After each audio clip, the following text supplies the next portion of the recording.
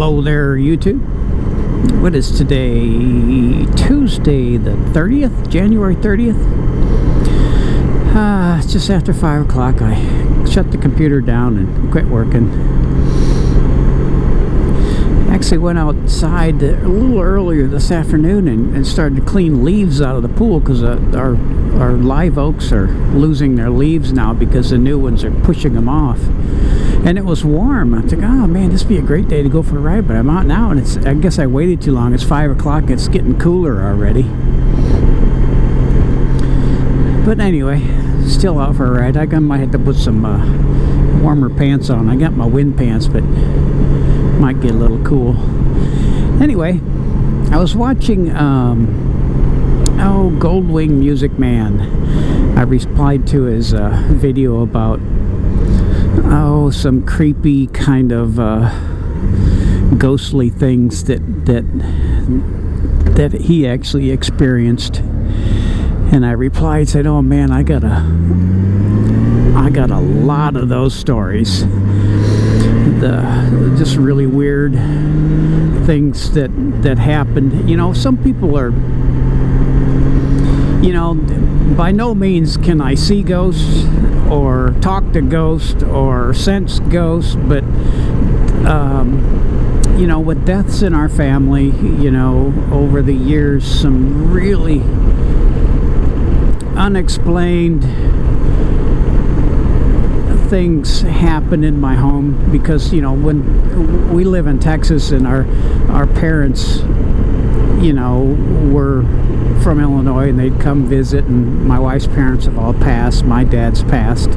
But anyway, after my dad, I don't know, it's been like 16 years since he passed, but you know, when it was pretty current, I have a lamp in my family room that you can touch, and you touch it like once, it goes low, touch again medium, touch again high, and touch again, it goes off.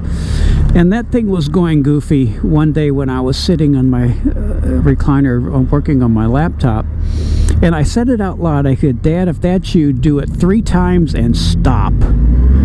And honestly, it went low, medium, high, off, low, medium, high, off, low, medium, high, off, that fast, and stopped.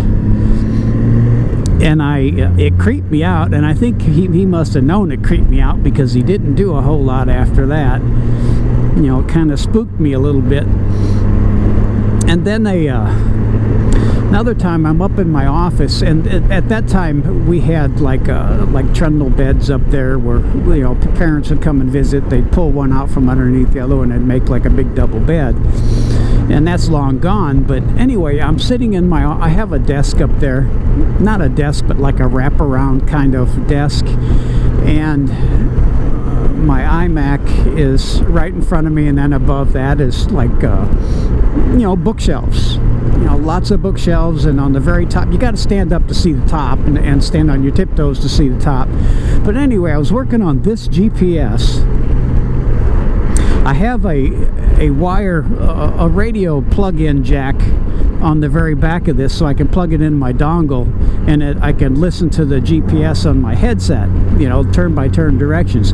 But anyway, I took it apart, and this has 4 little screws, which is no problem, but I took the GPS apart as well, and it has 4 tiny little screws that I took apart to get at the circuit board. And I made sure when I did that, I put those screws right behind my keyboard so they wouldn't get touched. They just, you know, because I knew if I dropped them on the floor, I couldn't find them, and I'd be searching on the floor with a flashlight. So I get it all done, and I'm putting it back together, and there's only 3 screws there, and I'm thinking, oh crap, you know. So I'm searching all over the floor for this screw, and I can't find it, and I can't find it. I'm thinking, how could that happen? I'm down there with a flashlight, the bright LED flashlight, and I'm thinking, God, I know I didn't move any of these. How the hell could that happen? So I happened to stand up,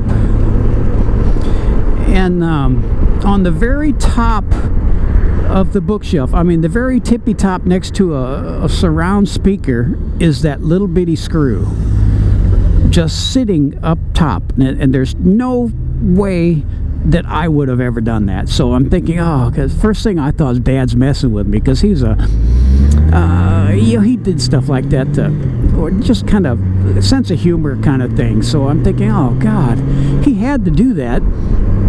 There's no way that thing could be up there on the very top shelf. How did it get moved up there?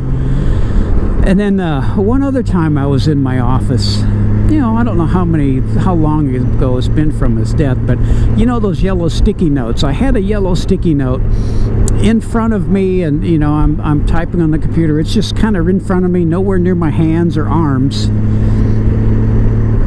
And all of a sudden, how you flick paper with your finger, how it makes that noise? Well, the sticky note shot straight up into the air, almost to the ceiling, and it made that flick, like that flick noise, like poof, and it shot straight up in the air, and it just that spooked me as well. So I totally believe that people pass, but I'm a total believer that they are still with you. I totally believe that, because I've had too many things that are unexplainable. There's no other explanation that something like that happens. And I tell my sister these stories, and she'd get mad at me because she goes, Dad never comes to see me, because he's always here harassing me.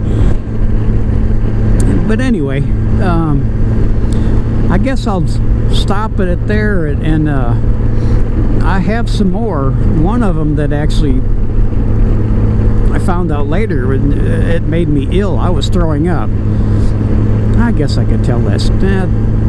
That's a longer story. I'll tell that later. Anyway, bye.